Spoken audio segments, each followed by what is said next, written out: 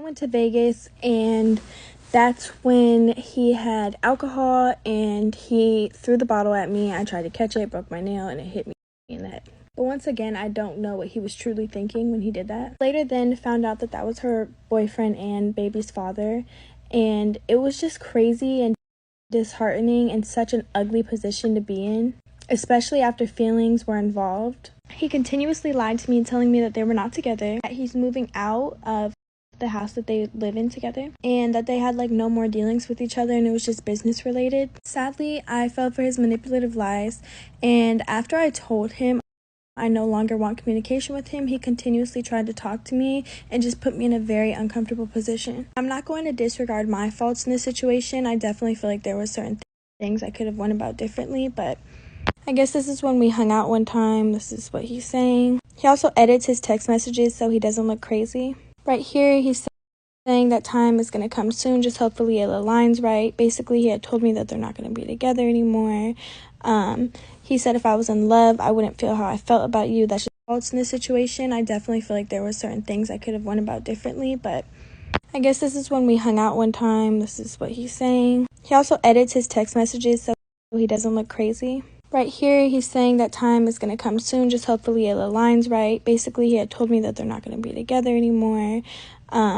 He said if I was in love, I wouldn't feel how I felt about you. That's just being honest, indicating that he's not in love with her. Here he is editing again, asking for a goodnight kiss. Just blowing me up.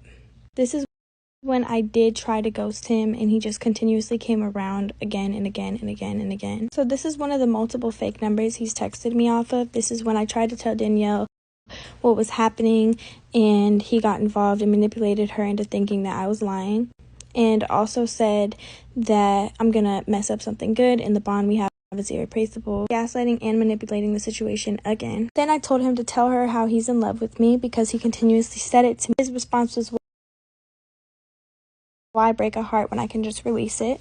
Another fake number. This is me telling Danny how he threw the bottle at my head, and this was her response. It was October 17th, and he came to my house when I was getting a tattoo and took this picture because he's a weirdo. Don't deny laying on him, and mind you, he has told me multiple times at this point that they are not together. He's also pushing 30, acting like he's 15. I then sent Danielle all the messages, and she later on then told me that she believed me. The situation is honestly unfortunate, and it goes against my morals as a woman. My intentions are never to break a family apart. That is the lowest of the barrel.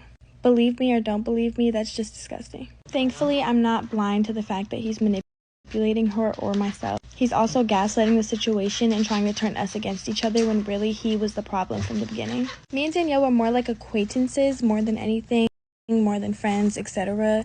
We hung out about 3 to 4 times. So he was well aware for 3 years that she was battling cancer, which is horrifying and disgusting.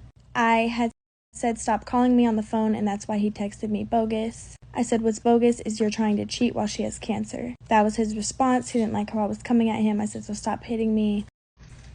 He said we hit each other, which is not true. He finds a way to contact me through Instagram, fake messages, or my main number. If I block him, he will text me off his friend's phone. I told him I don't need you around.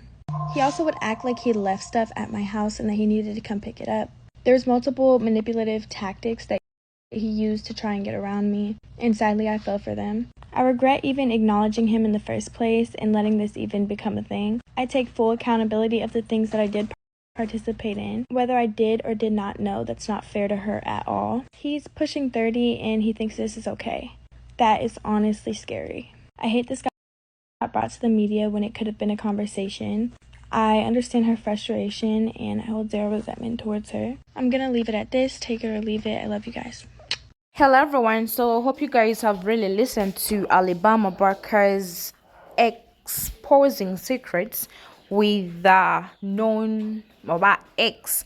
I don't know, so I think it's the ex, and also saying that they were very very best friends, even more than friends with Bhad. So definitely the guy was trying to manipulate them, trying to lie to them, and also try to cheat while the girlfriend was in chemo for the cancer treatment. So love you guys. Don't forget to subscribe and also do leave a comment.